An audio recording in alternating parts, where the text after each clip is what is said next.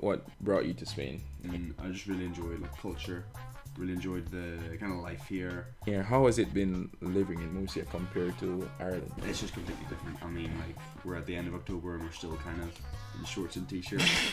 I mean, that's just uncalled for. Hey, bro, don't jinx it. Like, I am trying to milk this shorts and t-shirt thing as long as humanly possible. I realized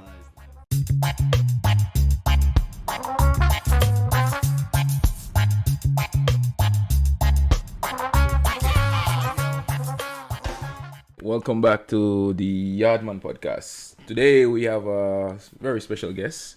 We have Adam in the building. For those who don't know, Adam is my flatmate, closest friend for the past 2 years. For some reason, we became close friends quite quickly. Yeah. We just got along well. Adam is a bit shy, guys, so bear with him. I'm literally just begging him to help me practice with this podcasting, and he's such a good guy. He's taking some time out of his day, but he has an interesting story as well. I think everyone that decides to move somewhere outside their comfort zone, outside of their country, leave their family and friends that they knew behind in order to go on a new adventure will always have a story. I think it's a form of bravery that not everyone can do. Not everyone can make this decision to do it and be happy with the decision they made as well. Yeah. All right. So here in the Yaadman Podcast, we normally like starting out Florida Man. So Florida Man, for those who don't know, is me as well. Yeah, you didn't know that. You didn't not know about Florida Man. Yeah. So Florida Man is any day of the year, there's one crazy guy in Florida that has done something. So for guests, I like asking them their birthdays. You don't have to tell me the year, just tell me the date and the month that you were born. And I will check it up quickly and see what pops up first. So the day and the month I was born? Yeah. So the 27th in February? So February 27th. Yeah. Okay.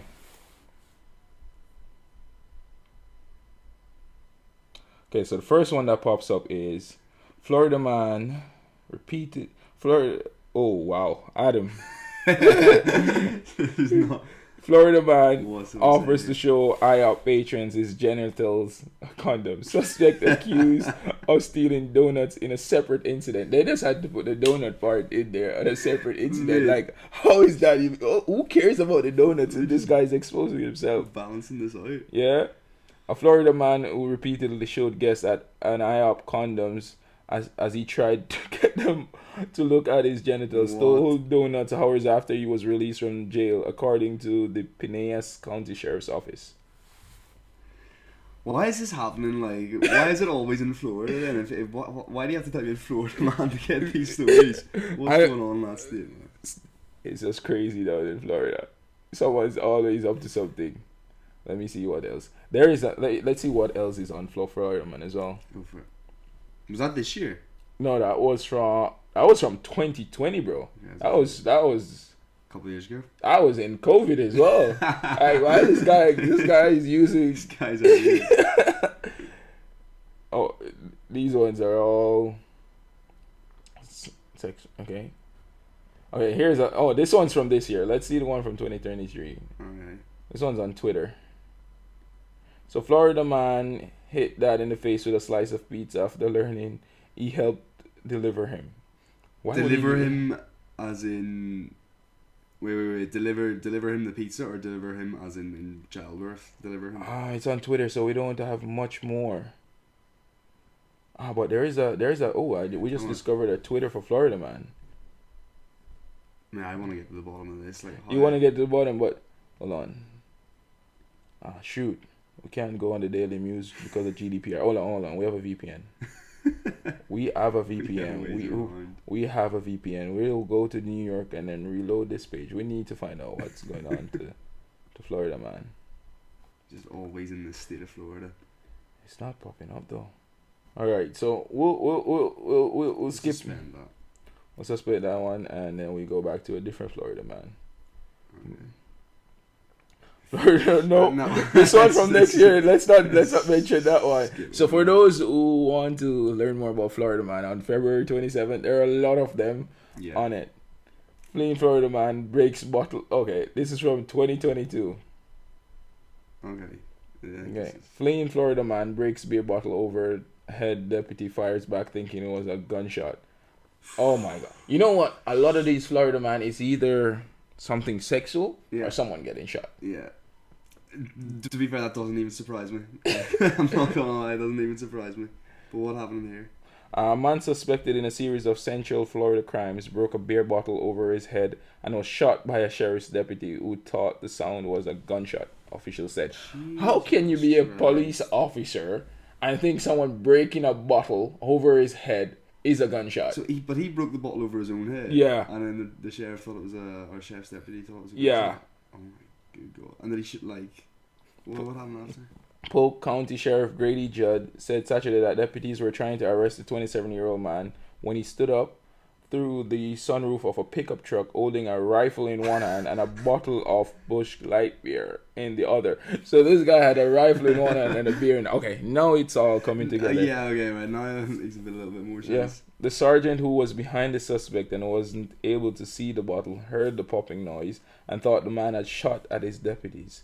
Judd said he fired one shot, hitting the man in the neck. The man was taken to a hospital with injuries that were not thought to be life-threatening. No one else was injured in the Saturday morning shooting. But come on. As a cop, you know what a shot sounds like. Yeah. I don't think that's forgivable under. Yeah. I wonder what happened after that. Luckily, the guy didn't die. Yes. But still, if I have a rifle in one hand, okay. He has a rifle. So a rifle is big. So he has the rifle and he's probably swinging it in one hand and drunk standing up in sunroof. Sunroofs are... Yeah, they're tight. So they're tight. So he's a tight fit. So if he goes... both arms out. For him to have the rifle even aimed at a cop would be difficult. So let's say he had it aimed at a cop. Yeah. They will see when he goes like this and breaks the bottle instead of this. Yeah, true. And the cop laid off on him. True. Well, that crazy shit happened in Florida. Crazy shit happened in Florida. But join us next time. We'll go through a different Florida man and see what crazy stuff happens. See some more stories. Yep. And we'll just jump right into learning a bit more about Adam. Sounds good. All right. Sounds good. Let me do a proper introduction. Give you some roses and shit. Give you some roses. So I met Adam 2 years ago. Not even. Well, no wait. Yeah, almost 2 years. Almost 2 years. Yeah. I think in February, March will be 2 years. Yeah, but a year and a half, 2 years. Yeah, year and a half. Good friends. Met Adam in a bar. We were out drinking and he was sat on his own lonesome. Yeah. Yeah. And I was there with some friends and I dared one of my friends to go talk to him because we were like, looks like a nice guy and he's lonesome. If anyone goes out with me, they know I like encouraging people to be their best selves. That's very true. And that's a good trait. That's an excellent trait. And this girl was very shy. Yeah. Very, very shy. Okay. I think everyone was a bit drunk that night, and I was just like, you know what? I dare you to go up and say hi to this guy. And surprised, I did not expect her to do it. Surprisingly, she did it. Yeah. I remember being there that night. Yeah, it was it ended up being a really good night. Obviously meeting all you guys and stuff, but that was. That night was a good night. Yeah. What were we doing that night? I think we just went out on a normal Friday or Saturday night. Normal Saturday night. Watching football. We're watching football. I was watching football. I think that's why I was in the bar. Normally if there's football on, that's how I want to start my Saturday night. 9 p.m. football in a bar. Yeah. Perfect start to the night. Have a couple of beers if the game's good or it sets the pace of the night. I think that night we eventually probably ended up in a nightclub. You ended up coming to us with a nightclub. I think it is. Yeah, I'm pretty sure that was my first big night out here in the city. Yeah. Thanks to you guys. Yeah. It's weird how stuff starts like that and stuff happens like that, but yeah, it was just one of those things, you know. Yeah. And now 2 years later. Yeah. Here we are. Living in the same apartment. Yeah. Yep. Just a random stranger in a bar. But few things about Adam. I could definitely see from the get-go, Adam was a genuine person. I actually told Adam I didn't think I would ever see him I remember that as well. after that night as well, because normally our friend group is a bit heavy. Yes, it was anyway. Then there was a lot of people. Yeah. A lot of people, and it's a lot of pressure on you. And if you are not, I would say, if you're a shy person, it's harder for you to fit in with it. Yeah. Like, yeah, but once you get in, you get in there, right? Yeah. Oh, there's room for everyone, but yeah, but not everyone likes us. We have a lot of obnoxious people with us at times. It's just that's just part of life as well, isn't it? That you just meet random people are in your life, for good and for bad, like, and well, I've certainly been lucky here in Murphy to run into a lot of good people. Yeah. And yeah, that night was definitely the kickstart of that. 100%. But yeah, as I say, yeah, I mean, how long had you been living here before that? Before that, I've been living for about 4 months. Mm-hmm. Yeah, about 4 months. Didn't really have like any kind of. It's really sad, I didn't really have any friends. I kind of like my flatmates. I was friendly with them, but then they left, and new ones came. So I didn't really have a social life or whatever, but just kind of started going out for a couple of weeks, just to bars, just to watch football, just to get out of the house, and more for myself, and then next thing you know, you're out with us, with us every weekend now. Yeah, man. Can't leave. Yeah. All right, but to backtrack a bit before even meeting you in that bar, what brought you to Spain initially? Yeah, so obviously I used to live in Sevilla for a minute, and then I just really enjoyed like culture, really enjoyed the kind of life here, and a bit more independence obviously than living at home, and I think it's good to experience. It's good to experience life away from your home. So yeah, after university, kind of COVID was happening, I just kind of got a bit bored and a bit fed up with life back home, so I was like, you know what, why not? So just applying for jobs, got the first one that gave me the interview, got that, and next thing, well, about a month later I was coming out, so it was all happened really quickly, but I knew it was something that I needed to do, not even wanted to do, like I needed to do it, and yeah, who knows what's gonna happen, but it was a good decision. It was a good decision. And how did your family react to this news? They were really supportive. They were all behind me. Like I think they always knew that I wanted that there wasn't anything in Northern Ireland to keep me like professionally wise, if you know what I mean. Like obviously family and friends, but professional wise, that at that time I wasn't really gonna do anything like that was gonna try and advance me. So I mean they were really behind me, and they were like, yeah, like it sounds like you want to do it. Who knows what's gonna happen? But no, they were 100%. I like that. You got full support, and you're here. What, 2 years in now? 3 years in? No, 2 years. 2 years, literally 2 years this month. Yeah. 2 years this month. Yeah, 2 years. This month. Yeah. Happy anniversary, bro. I actually moved to Spain in October as well. Yeah. Fuck. How many years? I think this month makes 7 years in Spain for me. 7 years. 2016. Yeah. October 2016. Yeah. And I know, actually remember the date. My flight was either October 15th or 16th. Yeah. Flew into Netherlands, stayed there for a week. Yep, week of the 20th. Came here, started my master's degree. Yeah, here in Murcia. Here in Murcia. 7 years ago. Oh, anniversary is this month. Anniversary. It's a big month. Yeah. It's a big month. It is a big month. 7 years. So. Yeah. And living here, how has it been living in Murcia compared to Ireland? It's different. Yeah, I mean Ireland. I mean I love Ireland, or Northern Ireland. Where I come from, but it's just completely different. I mean, like, we're at the end of October and we're still kind of in shorts and t-shirts. I mean, that's just uncalled for. Hey, bro, don't jinx it. Like, I am trying to milk this shorts and t-shirt thing as long as humanly possible. I've realized. I last night I woke up and I was like, oh, I still have only the top sheet. I didn't need to put on the duvet yet, and I'm like, how long can I go? Yeah, you can stretch that out, especially if you buy a couple of good blankets, man. You can stretch that out for the full year. I don't want to be under. I don't want to need to be under a duvet in my room, bro. I need to I like freedom. But are the winters here similar to the winters that you experienced when you were younger? Like, or is it? Bro, I didn't really experience winter. Like, in the winter, in December and stuff like that, I could still go to the beach, still go swimming in the ocean. I would be totally warm.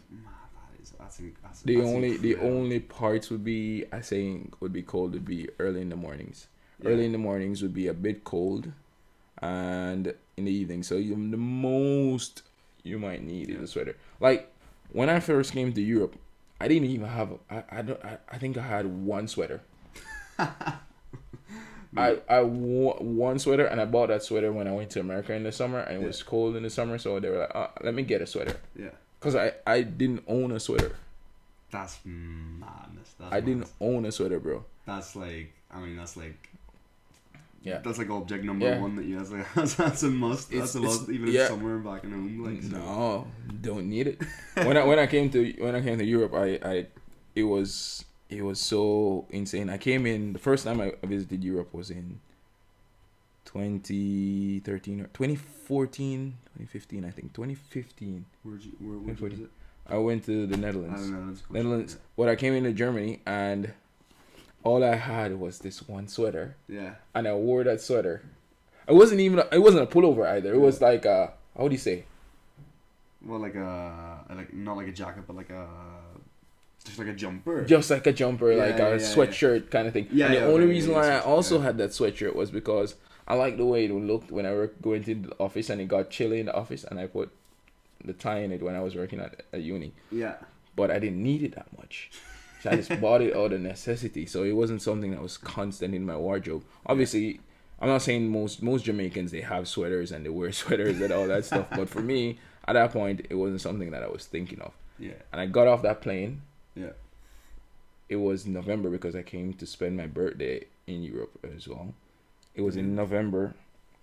I stepped out of that plane, and I was going towards the car because I was getting picked up, and I couldn't make it to the car. And I was getting picked up, so the person picking me up, they had a sweater because I was like, yeah, I don't have sweaters. So she's like, don't worry about packing that. Let me buy you one. Yeah, she bought it and give it. I could not get in that sweater soon enough. And she was like, you won't need it in the car. Yeah. I'm like in this car, the heaters are on and everything. I'm like, I'm still freaking freezing. That's crazy that like it just hit you as soon as you get off. But climate is massive. It plays a massive part just in life in general. Like I'm sure you've experienced being here longer than me. Like the way people live, it's to do with like where they're situated, like the geography, like the climate of the region, and everything like that plays such a massive part. A lot bigger than I had anticipated and I had thought before. I do see the difference, like in terms of that, mate, because it came to a point like when I was even doing my thesis, I was like, should I do a thesis on how the climate affects the happiness of people or the personality traits of people, how people approach life? Yeah. And I was looking into it and I saw that it most certainly does affect them in terms of like work ethic and somehow. If you've noticed, like the countries that generally perform the worst economically are the ones that are in warmer climates. Yeah.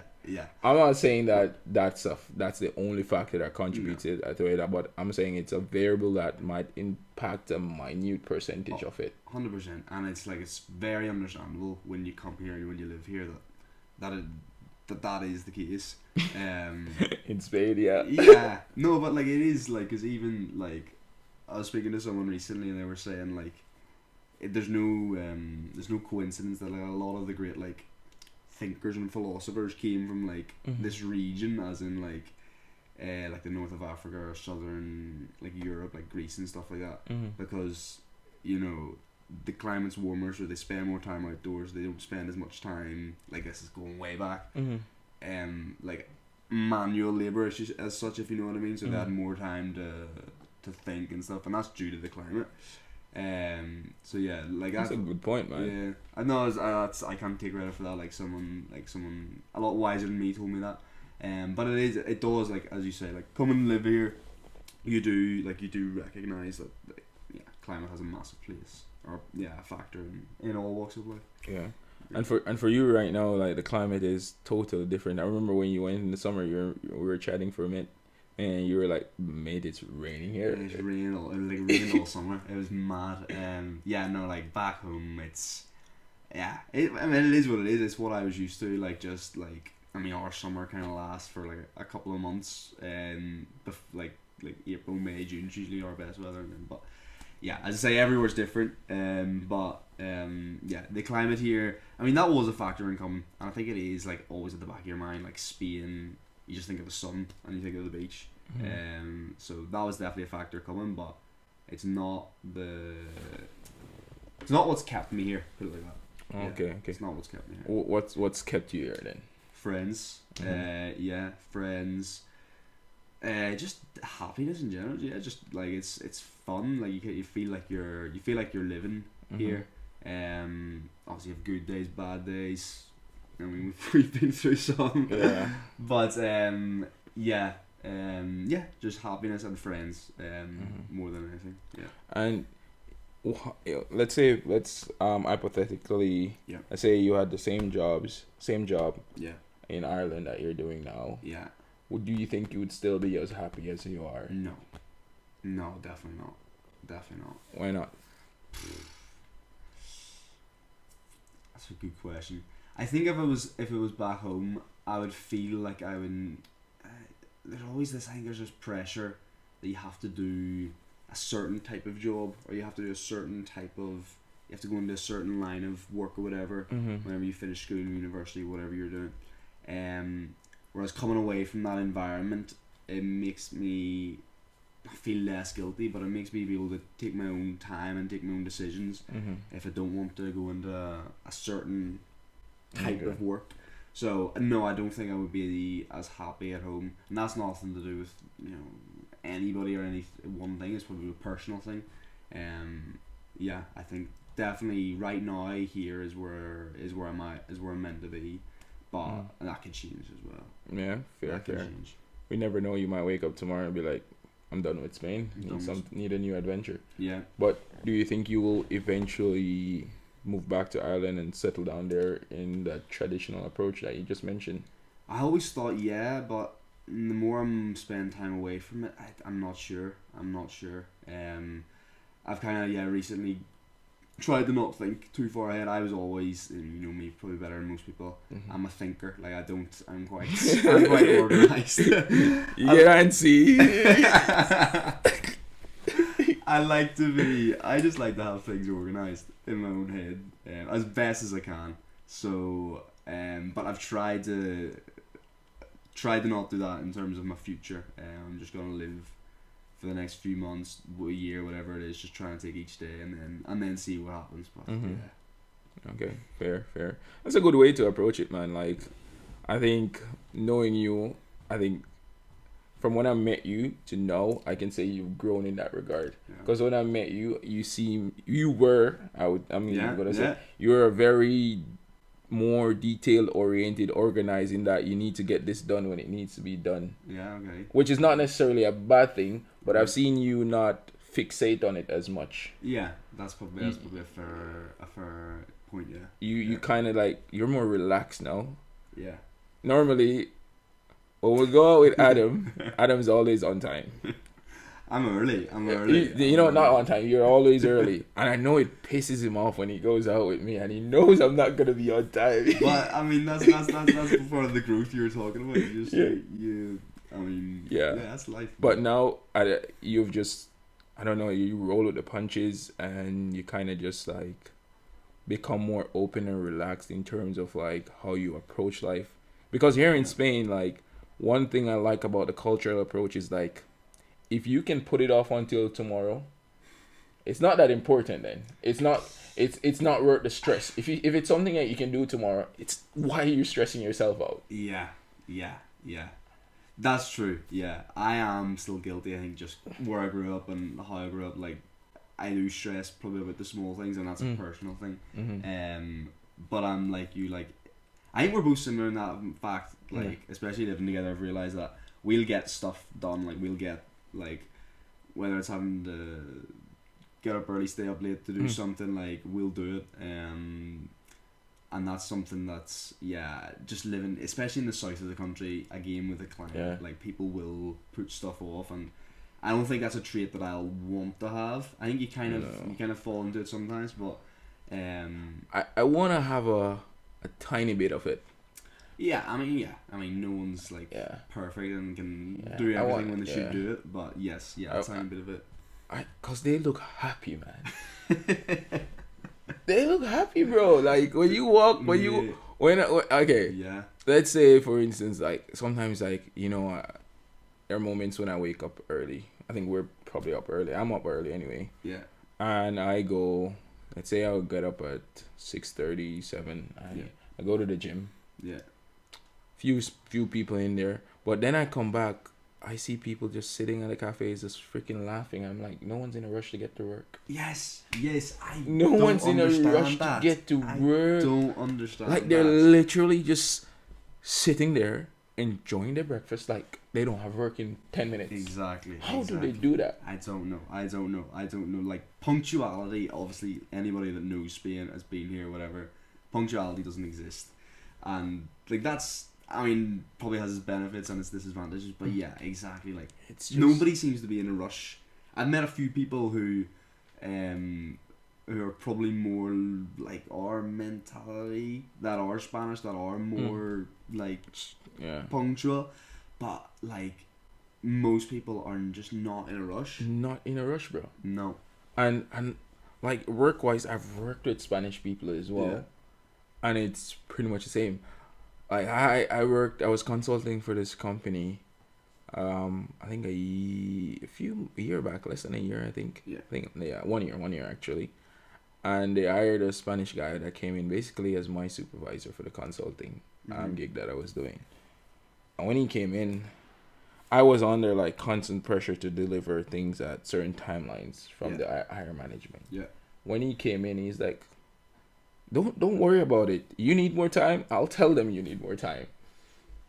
And I'm like, wow, he didn't last long at the company though.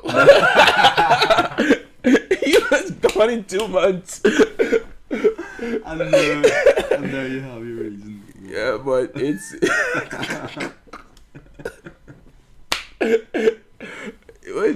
it was just refreshing to see like people approach things in a certain way like that. And even when I did my internship at the university here. Yeah. And my boss would come to me and he's like, Davaine, you look so bored.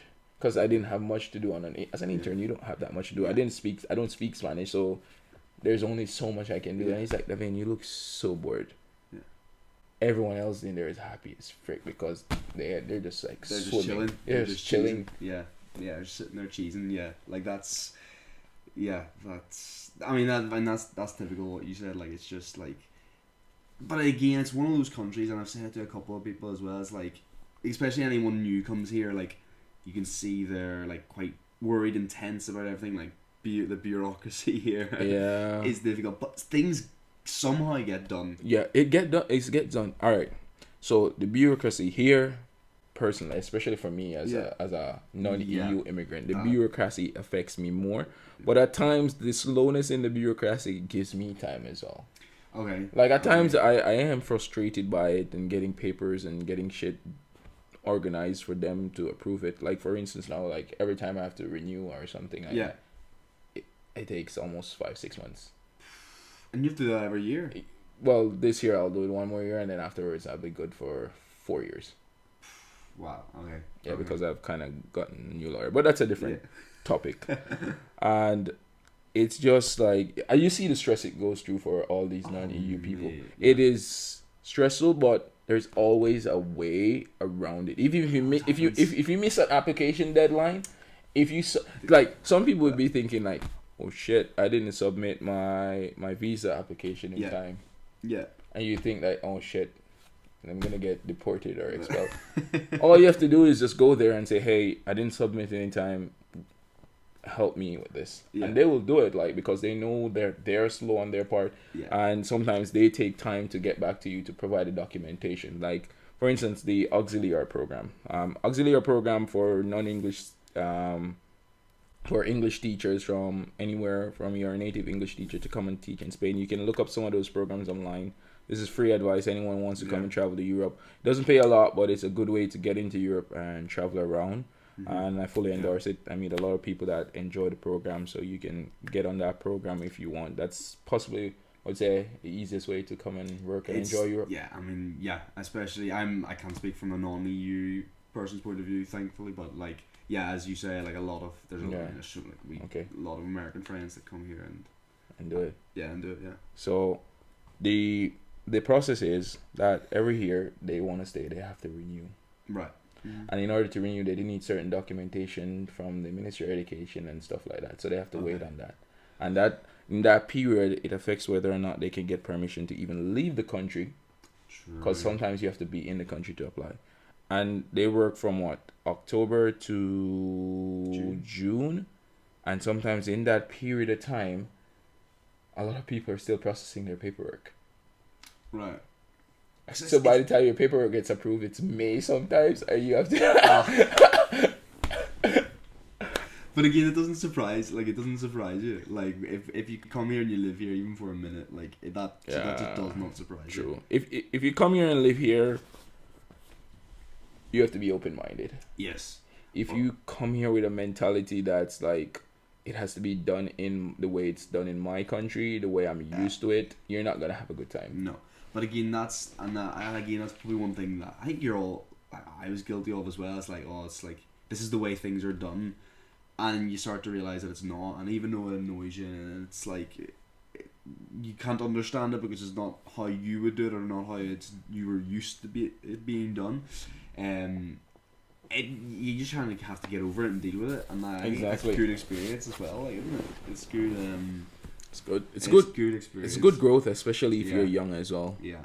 Like, if I had kids and they came to me and said, I want to move to Spain and they want to do this. Yeah. It's a scary endeavor for any parent to have their kid go, especially if you're coming from the other side of the world. True. But it's a program where people are fairly safe. Yeah. I mean, everything happens. There's good resources. There's good people. Yeah. Like, majority of the people I've met, I don't know if it's like, I've also been thinking about this as well, and I'm like, in this world we have bad people and we have good people, right? But the people that I generally meet that travel, the non-internationals that travel and come here, on average, I would say they're primarily like really good human beings. Everyone has their own personal struggles and no one is truly perfect, but like, I would say that they're good people. Yeah, and like, again, this is something I've thought about as well, like, because we're all, like, everyone that we're kind of friends with here that's obviously not from Spain, that's kind of come here for different reasons, like from outside of the country, we're all kind of like in the same boat technically, because we're away from home, we're away from this, so we do bond maybe subconsciously over that. And as you say, most people, I mean, good people and bad people, I think everyone has a bit of both, like yin and yang in them. But like most people, and I think it comes from that subconscious like connection, because we're all here for not the same reasons or whatever, but we at least have that to bond over, and it can be comfortable. It is comforting meeting people that, especially when you're away from family, that you can feel close to, that you can genuinely feel good talking to. Living situation here is a bit different than what I'm used to in Jamaica as well. Yeah. Because normally flat sharing is not something that's quite common back home. No? Okay. That's more of like an international thing. You either live with your parents for a while or you get an apartment. People do flat share, but it's not something that, your next transition. Like if I was back home right now, I would probably either have my own house or I would probably be in an apartment by myself, renting or mortgaging or some shit like that. Yeah. But here it's like a different living situation. And I think it also allows people to grow in a certain way. Oh, yeah. Being able to 100%. Not only work with someone from a different culture, but also to live with that person and coexist. Yeah. Yeah. And that's all the battle. Like, I was going to say it's half the battle, but that's like all of it. Like, like you said, like, that's something that I never really thought of as well. Like, working, with other people, like, from different cultures or something, like, that's has its challenges as well. But living as well, I've been very lucky obviously this year, but in general to live with like decent people. But yeah, it's as you say, it's different. I never thought of that actually. Like like, people aren't even used to like sharing like living space with others. But yeah, it was a challenge for me at first, and it was a challenge because I've never. The last person I lived with was my ex-girlfriend, so I'd never had to share an apartment with people. So when I was like on the verge of finding a new apartment to live in, I was like, should I just get a place for myself? And I'm kind of happy that I didn't get a place for myself in terms of like when I moved back here to find a place. It was in November 2019, right before COVID started in 2020. And I was looking for a place, and I was between finding a nice 1-bedroom apartment for myself or sharing with someone. And I'm like, okay, I had like 1 or 2 friends here at the time, and I'm like, it might be best to share with someone. Let me try it out. Not the financial part is a great part. Like, you get to save a lot more money. You get to enjoy your money a lot more. It goes a longer way. But I was like, do I want to be alone, private? I work from home. Yeah. That's a big factor. I won't come into contact with anyone. So I basically decided to, you know what? Let me try living with someone. And you know what the funny thing is, mate? I got in that apartment. COVID hit. I was living with the people for a while. One guy, I was living with him. No, I was living in the apartment with 2 girls. Yeah. No, 3 girls actually. Jeez. It was a 4-bedroom one. 4-bedroom. I was living there with 3 girls, 2 Spanish girls and an Iranian girl. Iranian girl, very smart, like PhD level smart. Her culture wise, she did not talk to me much because I don't know if she was a nice girl. But she kept to herself, and she was gone in like 2 months. Spanish girls, the language barrier. One spoke a bit of English. They were nice and stuff was like that, but we just didn't get on. Didn't connect and stuff like that. And then COVID hit. Then I had the entire place to myself for the entire COVID. Was that good, bad? How was that? At times it was good. At times it was bad. I think. It made me realize that I'd rather live with someone. Because they're like, bro, like when COVID was going on, like I was there. Picture this: I'm in a certain country, city where I had one friend, Maj, at the time. He lived in his own apartment. He lives like 5 minutes from me, but I was like, fuck, if I get COVID and dying here, no one's going to visit people. Maj would message me and we'd meet up and do shit. But who's gonna know that I'm dead in this apartment on my own? You know? Until the rent is due or the bills, my phone would just be there ringing and getting messages, and people would just think I'm ignoring them or shit. No, man. Why haven't you checked in? I was like, at times I woke up in the night and I was scared. I remember once in that period, I think I had injured my back, and I was on the floor. I think I had like a back spasm. I was lying on the floor to straighten my back, and I could not get up off the floor. Oh, no, I was there struggling. I was like, oh my God. And then all these thoughts come to your mind. All these thoughts. It's not like, it's one of those things where you have like intense pain for a night, and the day you wake up the next day and you're fine. But for that period before I fell asleep on the floor, it was a scary proposition. Next day I was like, man, like, I have 3 other bedrooms here. You can just move in, bro. Like, you can just move in one of the other bedrooms. I'm literally in a 4-bedroom apartment by myself. Really? No, he was like, he was in a similar. No, he had a 1 flatmate at the time. He had 1 flatmate, and he's like, nah, man, and I wouldn't have done it either because I like my own space. Okay. I like feeling like this is my place, and he was like, nah, we can hang out, but he's not moving there. So it would just become like online things with a lot of people, a lot of friends and stuff like that until things kind of change. And after that, I was like, okay, new apartment. What do I do now? And I was like, that's a no-brainer. Let me try living with some people that I can Yeah. actually live with. Yeah. And it's been good. It's been bad, but Yeah. for the most part, it's been fun. I do think like my next living situation, Yeah.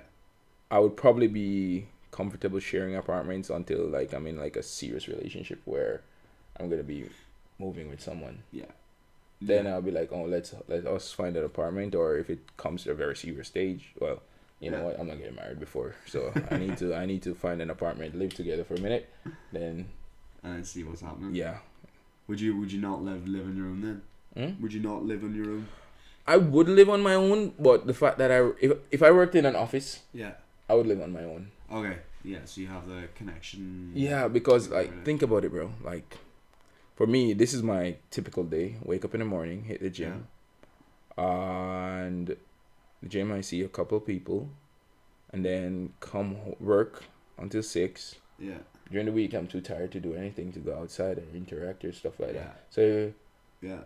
basically, there will be days where I don't see people. Yeah. If I don't go It's to the true. gym, think about it. If I don't go to the gym, I won't see anyone. Yeah. Yeah. And for me, I'm a social person. I need to have some form of conversation, even if it's a hey, how's your day going, bro? You know, we normally have a little kitchen talks over here. Yeah.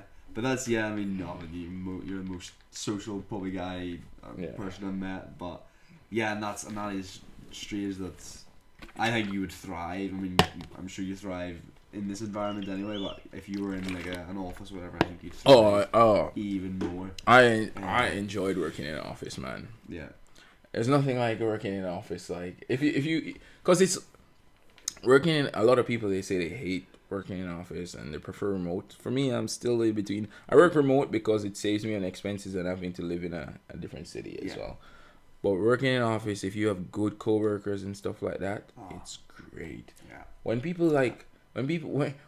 know what I was thinking the other day? I was thinking about you and Kate, and I was like, you guys go to work, but you never do anything with your coworkers. No, but you see, that's the thing. Like, obviously, because we're teachers. Like, it's different in if you're in a proper school. If you're in a school, then you have like time, like break time, lunchtime, whatever, where you can interact with people. Mm-hmm. I have kind of like before I start working, and then after I stop, and usually by the time I stop, either I'm the last one there or someone's still teaching or whatever when I leave. Mm-hmm. So we actually don't have, and that is a good point, because like I wouldn't like I enjoy working with people. I'm pretty similar to you. Like I love like just being around people and like talking and like working with them. But like that, it's not what I'm doing at the minute. It doesn't lend myself to it. To be able to do that. So yeah, like I wouldn't be super close with my co-workers. They're all really good people and stuff. But yeah.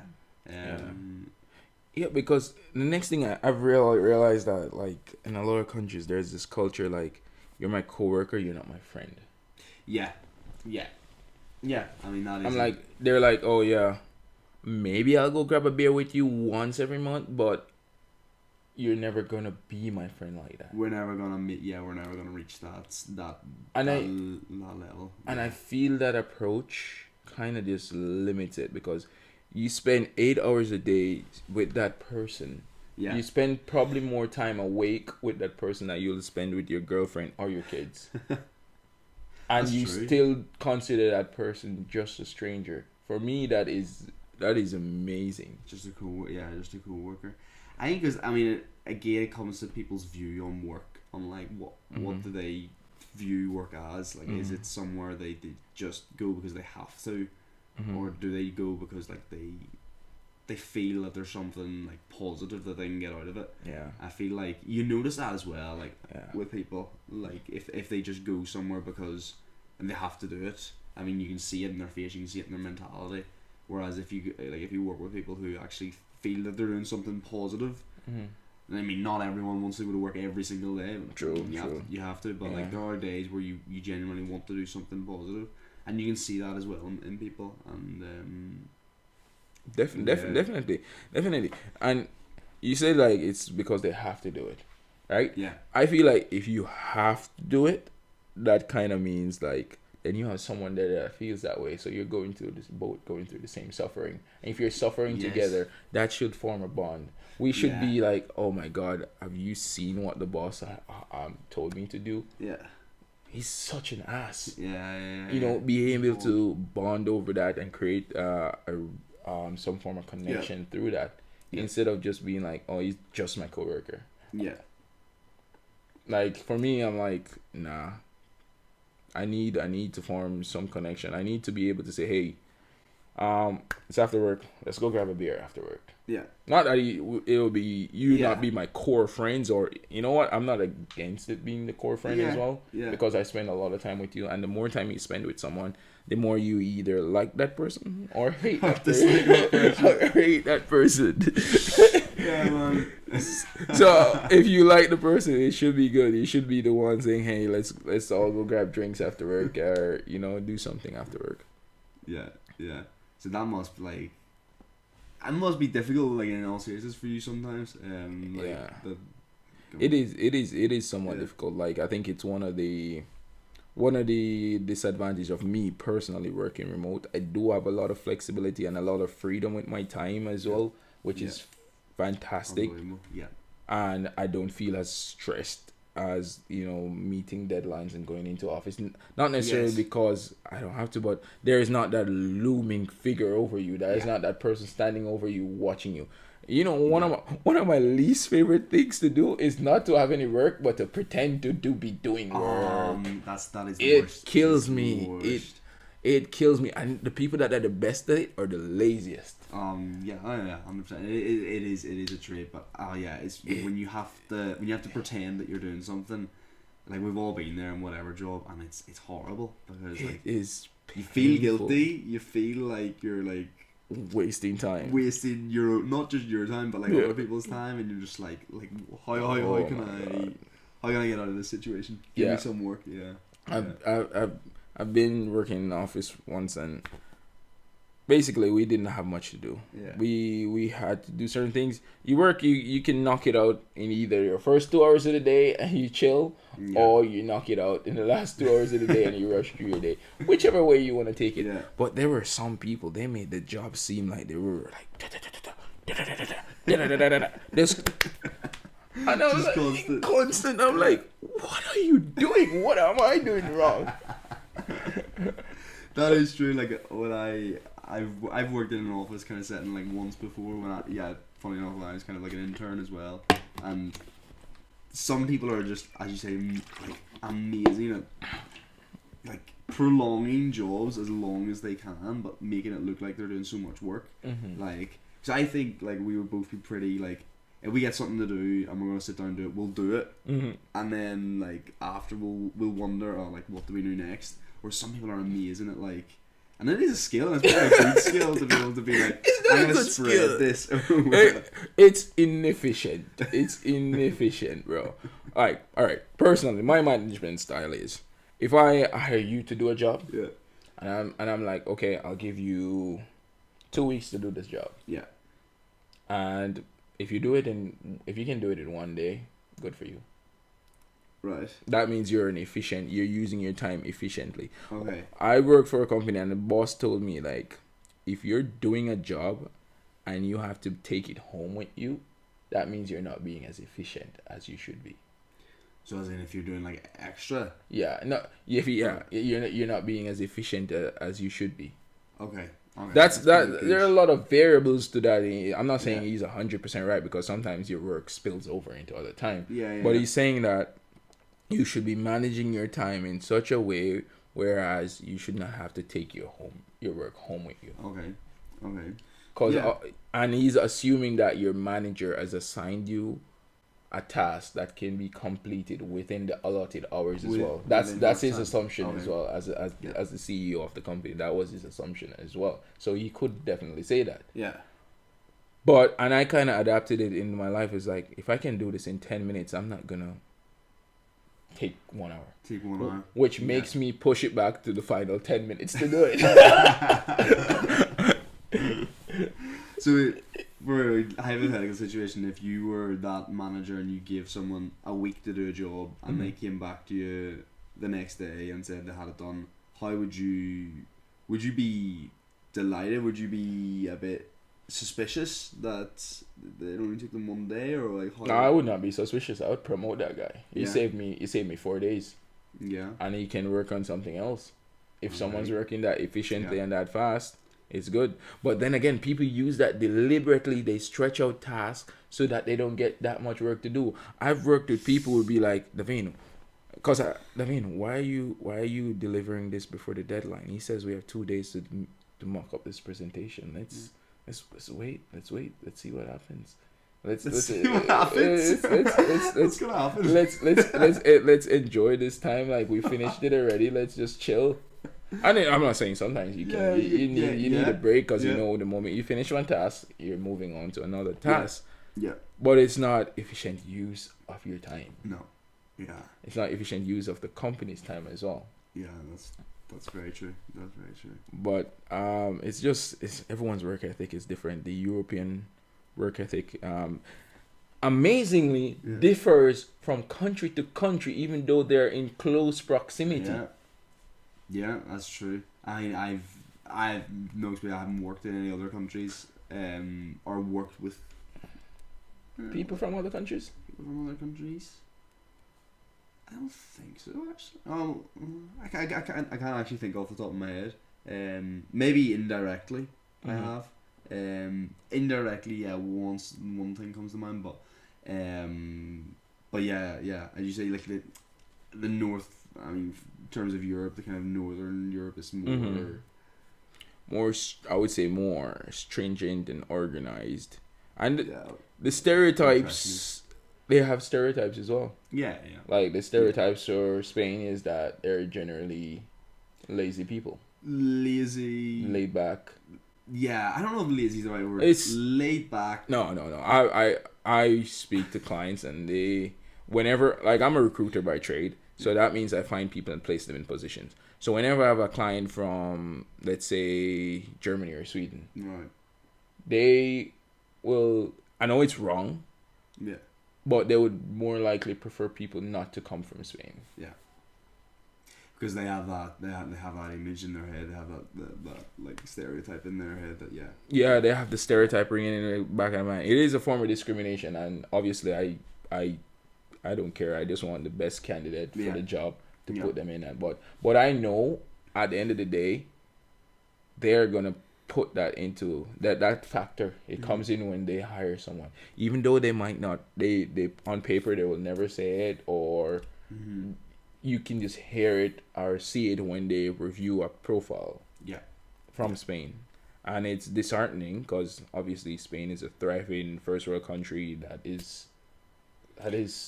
and there are hard workers here. Like I work with Spanish people and they work hard, if not harder than me as well. Yeah, I know. Like, it's nothing. Like, it is just the kind of image that everyone has, and it's probably bad that you kind of like you automatically have this image. But no, like, I mean, I've worked with a lot of Spanish people, and they're all really they get their job done. 100%. Yeah, they're really, really good, and they're happier for it. By the looks, you know what's funny? They are happier for it. They are happier for it because. They definitely seem it, and also it's the weather wouldn't say it affects the work ethic too much, because when you think about Jamaicans as well, like, we're from fantastic weather, better weather than Spain. Yeah, but our stereotype is that we are also very hard workers. Yeah, like if you go, let's to America where there are a lot of Jamaican diaspora there, they'll be like, oh, it's a Jamaican, he has 2 or 3 jobs. Yeah, he has 2 or 3 jobs that he's working non-stop, and not 2 or 3 office sitting on your ass job, 2 or 3 jobs that requires you to put in physical work, like, hands-on shit. Yeah. So we have that stereotype. Yeah. And we have great weather. So imagine if that mentality spilled over because we have great weather. We are not as keen to work hard. Okay. Yeah. But it is one of those things that we have to look into and not necessarily judge people based on their stereotypes, because I get judged based on that at times. Yeah, I can't speak for that, but I would agree with you on that. But Well, mate, you're Irish. There are Irish stereotypes. plenty There are for us. there are Plenty Irish for us. stereotypes. You know what's funny with me though? Like, I'm not stereotyped for being Jamaican at first impression. What do you think I'm stereotyped for being at first impression? Stereotype for being, Yeah. as in, No, like if someone saw me on the street, what would their initial reaction? They would be like, "Where do you think he's from?" from either America or African. Yeah. Yeah. 9 out of 10 times they think I'm African, not even Alright. American. I didn't want to say that just in case, but yeah. Okay. 9 out of 10 times they think I'm from Africa. Yeah. And I can see how the stereotype impacts their view on not even necessarily how they view people as well. So if I meet someone, initially they think I'm African, right? Okay. They think I'm African. But the moment they find out that I'm not actually African, I'm Jamaican, the walls that they had put up in place start to come down. They literally get more relaxed and they feel more Seriously? seriously, mate. That's mad, and you can see that. I can see that. See it, yeah. All right. So when we go, perfect examples. When we go into a club or something, we live in Musia. Not that many black people here. No. I think it's fair to say. Yeah, I think probably like a tiny percentage, and they're not generally going out to. No. Yeah, you don't. That's true, man. When you're out and about, like bars or whatever, you don't see a lot of black people. No. And when you do see black people in a bar, it's normally one or two guys, and you can see, I don't know, I see like an aura of the distance that people have from them. You're in a tightly packed club, but you can see everyone is like. Okay, no, I see what you're saying. You see what I'm saying? Yeah, and the moment I meet a lot of people, and they were like, "Oh, where are you from?" And I'm like, "I'm from Jamaica." The moment I say that, it's like they go. That's I don't know how to like it is. It's a bit crazy that as well. Like you say, like people have that just immediate like. Yeah, they build that wall up immediately, and then, but then as I say, like I mean, from what you've told me, Jamaica sounds amazing. Yeah. But how all of a sudden, just because they say they're from one place, do they get relaxed? It's amazing, isn't it? Yeah. Because where you're from necessarily shouldn't impact how someone views you, but it does at the end of the day. Yeah. It does at the end of the day. Like when you say, let's say, when you say you're Irish, let's say to. When you say you're Irish to a Scottish person versus a British person, it's a different reaction, isn't it? Yeah. I mean, I think maybe I've just been lucky with the people I meet here, but everyone I think we can all joke about it really well, and that's something I think that's an Irish, Northern Irish, British trait as well. To be fair, that we can take a joke and we can joke about it really well.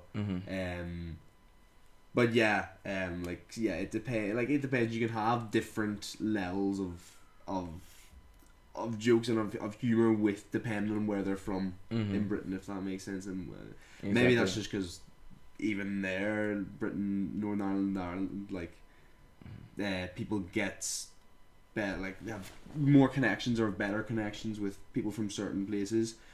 Again, I don't know why, but it is just what it is. Yeah. All right, fair enough assessment. But for you personally, when you meet someone, when you meet someone for the first time, what do you do to form their story in your head? Because when I meet someone, I create a story for them. You're very good at that as well. I create a story for them in my head. Like I see this person, where they're from, how they speak, the clothes they wear. Yeah. How they carry themselves. Yeah. How they speak to other people. Yes. How they speak about themselves. I use all of that. How they make eye contact. If they make physical contact with you. I use all of that to form an assessment of how this person is. Yeah, I think you're really good at that, and that's something I've realized I'm trying to improve on as well. And again, it's not judging someone. It's just like, as you say, from your how they talk about themselves, like how they talk about what they do, where they've come from, why they're here. You can tell, like you can form your own story of this person. And sometimes, look, first impressions aren't correct, but a lot of the times, exactly, because sometimes you meet someone and you're like, he's a dick. Straight up, he's a dick.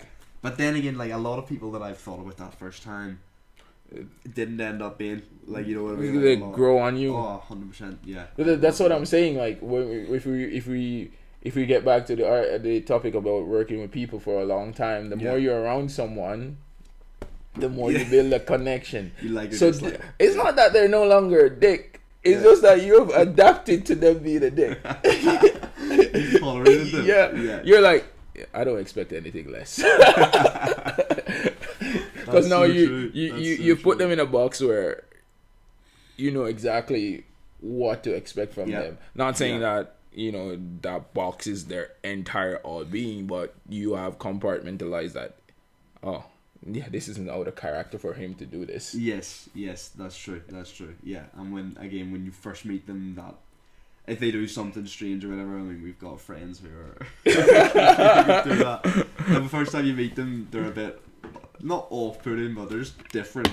But then as the months and years go by, they're your mate, and you're not surprised anymore. Put it that way. They grow on you, mate. They grow on you. But at the end of the day, you have your core friends, and then you have people that you just friends who are party for a good time. Yeah, I mean, I think everyone does. Yeah, everyone does, and you need that as well. You know what's funny though? Like, I've met a lot of people, and they're like, I don't have friends. Have you ever met someone that says, I don't have friends?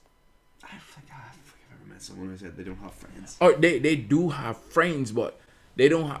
For them, their definition of a friend is not what the other person might consider. So they're like, yeah. So let's say, personally, like, say someone becomes friends with me, they're like, Davaine, you're my friend now. Yeah. I'm like, yeah, but you have a lot more friends. And they'll be like, no, I don't have that many friends. I see that. Especially the internationals that come here, mate. Yeah.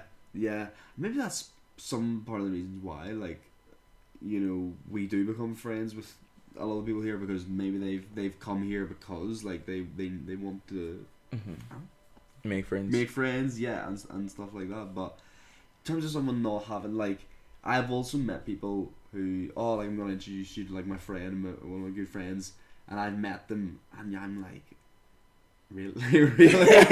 Like, is this like your, is this your, and I don't know, sometimes I see, like, friends as, like, not a couple, but as a partnership or whatever, and I'm like, that's a pretty ropey partnership. Fair enough assessment, man. But to each their own. Yeah, but it amazed me the first time someone told me that. I was like, how can you not have friends? Yeah. Like, I have friends in Jamaica that I haven't seen in years, and I know if I call them up, I'd be like, bro, I need a favor. Yeah. There. Done. Yeah. No questions. Yeah. Done. Yeah. That's proper as well. Yeah. But then, and I'm sure your friends like that. Certain friends from back home, they'll call you and say, Adam, I need a favor. Yeah. Done. Yeah. Definitely. But when they tell me, like, yeah, I can live in Spain, I don't really have much friends back home. That is quite sad. Like, in all seriousness, that is. It is, but maybe Spain provides that opportunity where people can be outside of their comfort zone. And one thing I always, whenever I come across these people, because I always come across them, mate. I always come across them. One thing I tell them to do is use the tools that you use here to make friends when you go back home. Yeah, exactly. And that's a really good piece of advice, actually, because when you're here, you have to be out of your comfort zone. Like, you can't be, when you first come here, you can't be in your comfort zone and thrive. Yeah. So that's actually a really good. This environment does not allow you to be a loner as well. No. Yes. Your phone, your laptop is fine. We just lost the video here, and unfortunately, we could not recover it no matter how hard we tried. But I appreciate the fact that you made it this far into the video. Not many people do.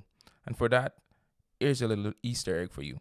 if you comment avocado toast on this video, we'll give you a shout out in the next one because we appreciate you and we value you. And guess what? Adam still has lots more to say. So listen to him, especially his closing arguments. Thank you again and stay locked in. Because imagine you can't move to another country and just go to work and stay in your room. Like, nah.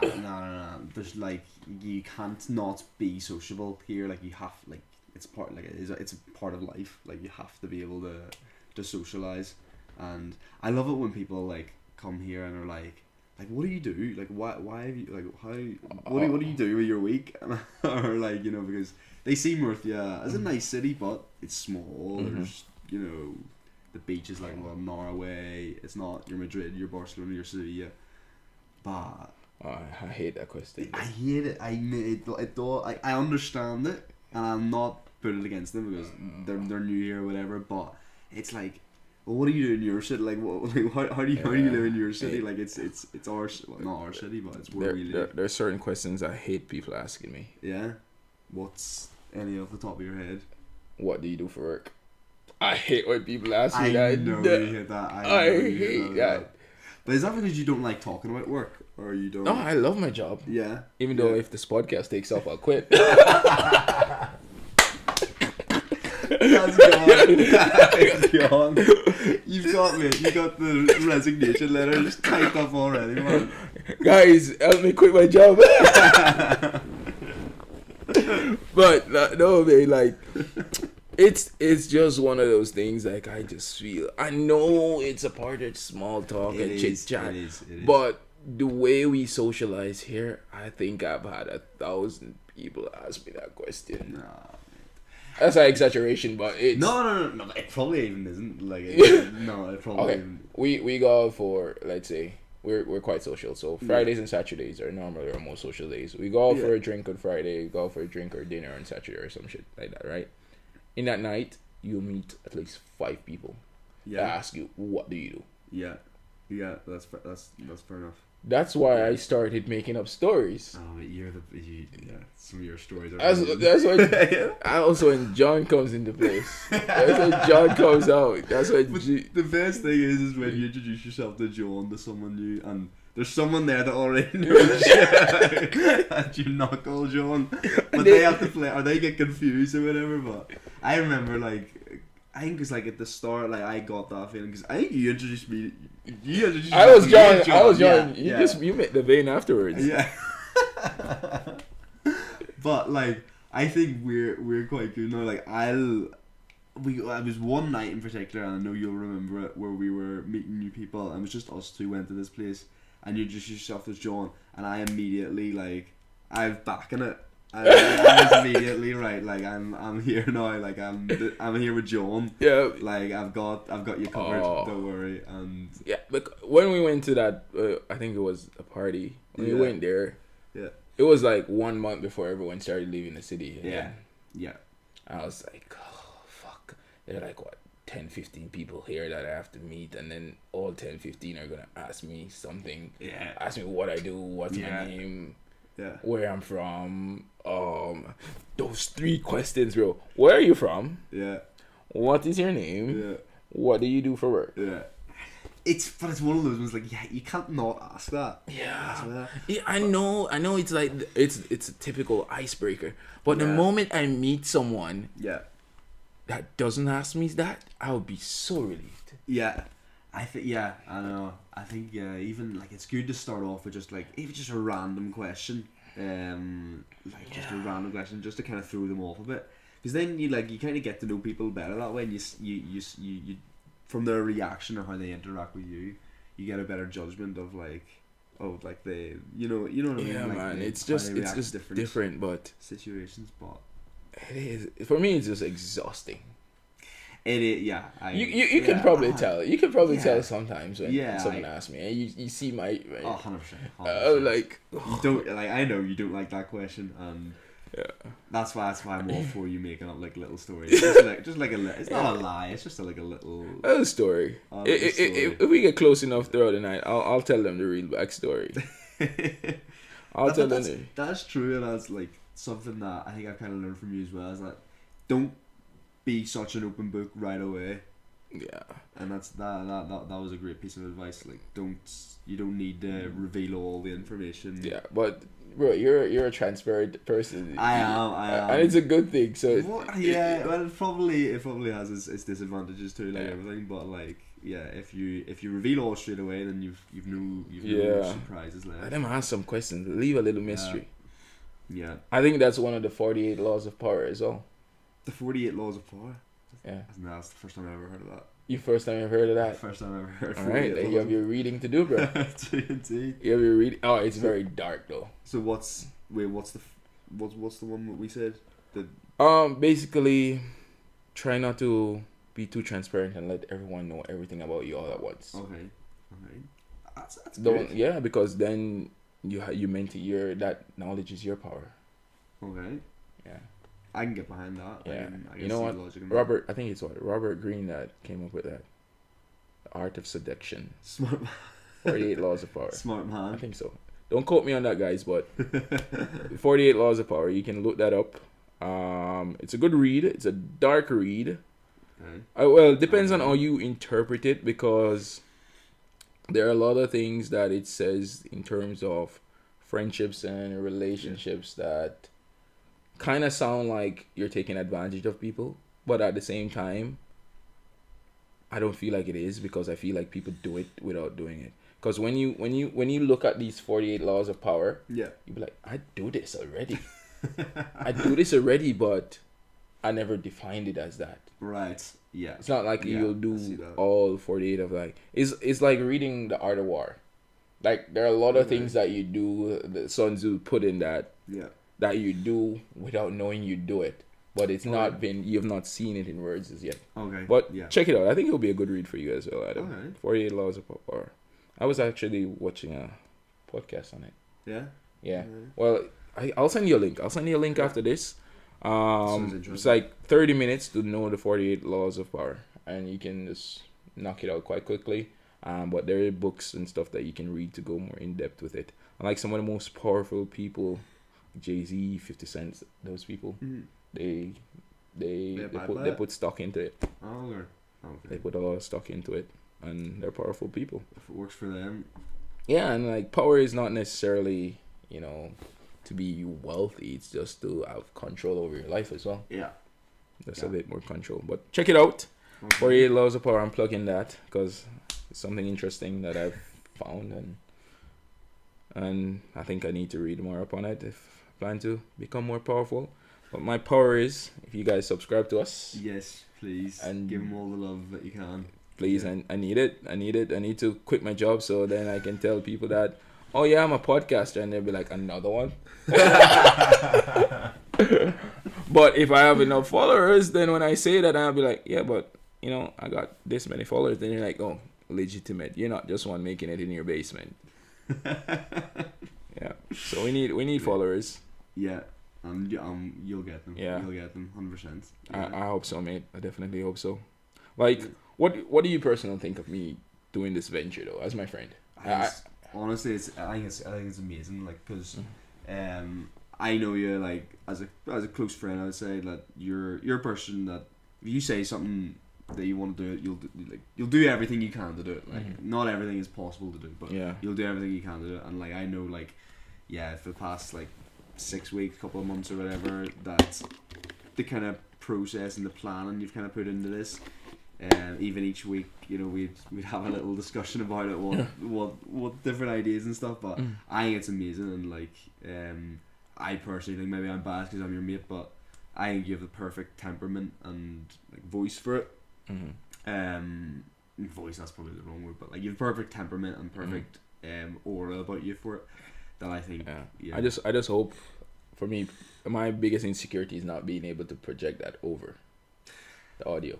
I think I would disagree with that, because I like, again, just being in like social situations with you, and this is a pretty social environment, like, because like it'll be you usually Tonyil or whoever else you have on, and then whoever's like listening to it. So again, it is like kind of just being at a cafe or at a bar with people, and like you can hold a good story, and you can hold a good conversation, like People will listen when you speak. Put it that way. So thank you, bro. I'm all behind it. I'm sorry I didn't offer you any coffee or alcohol though.